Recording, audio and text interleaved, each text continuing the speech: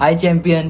तो last video में मैंने बताया था कि how I was diagnosed with kidney failure और उस टाइम क्या क्या फेस करना पड़ा मुझे, और डॉक्टर ने बताया कि आप बस ट्रांसप्लांट की तरफ जाएं।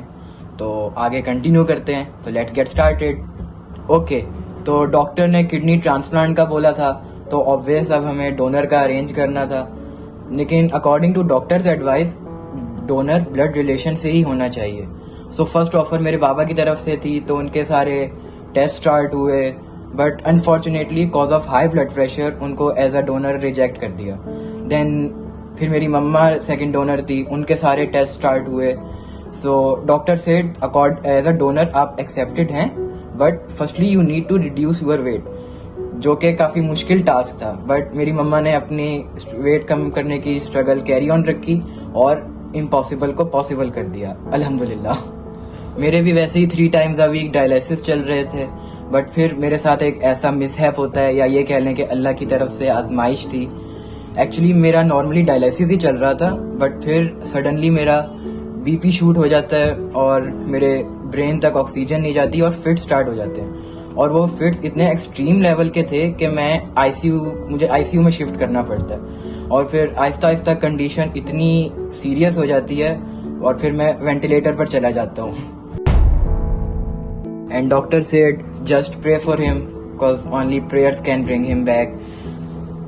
तो इसी तरह मैं 10 डेज इसी कंडीशन में रहता हूँ, और ये लम्हात स्पेशली मेरे फैमिली के लिए बहुत पेनफुल थे।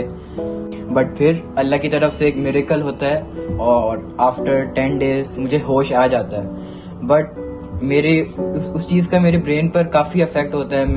मेरी पास्ट की काफ़ी मेमोरीज लॉस हो जाती हैं, मैं एग्रेशन काफ़ी ज़्यादा आ जाता है मुझ में, और मेरा टेम्परामेंट बहुत ज़्यादा नेगेटिव हो जाता है, और मैं कुछ भी करने से पहले कुछ सोचता ही नहीं था मैं कर क्या रहा हूँ। बट मेरी न्यूरोसर्जन से मीटिंग होती थी, तो वो यही कहते थे कि इसकी ब्रेन की मेडिसिन काफ़ी हाई पोटेंसी की हैं, तो ये एग्रेशन और बाकी सब नॉर्मल है। बट लेकिन ये उनके लिए नॉर्मल था, बट मैं तो बिल्कुल ही आउट ऑफ कंट्रोल हुआ था। ऐसे मम्मा पापा के साथ डिसरिस्पेक्टफुल बिहेवियर, ऐसे छोटी छोटी चीज़ों पर जिद करना उनके साथ। एंड स्पेशली मेरा मेन टारगेट मेरी सिस्टर थी, जो मुझसे एज में काफ़ी छोटी है। ऑन दैट टाइम इतना मारा है ना मैंने उसको, और रीज़न क्या होती थी, ये मेरी जगह पर क्यों बैठी है, ये मुझे क्यों देख रही है।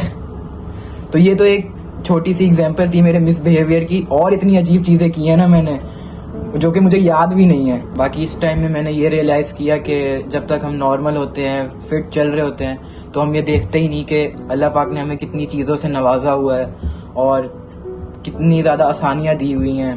क्योंकि ये जो मुझे ब्रेन का मसला, मुझे फिट्स आए थे और ब्रेन का मसला हुआ था, तो वो मेरे बैक साइड पे बस थोड़ी सी स्वेलिंग हुई थी, और उसका देखो मेरी लाइफ पे कितना बड़ा असर हुआ, और मेरा कितना चेंज बिहेवियर हो गया। So always be thankful to Allah for his greatness. Okay champ, इस वीडियो में अपनी जर्नी का काफ़ी पार्ट कवर कर लिया है मैंने।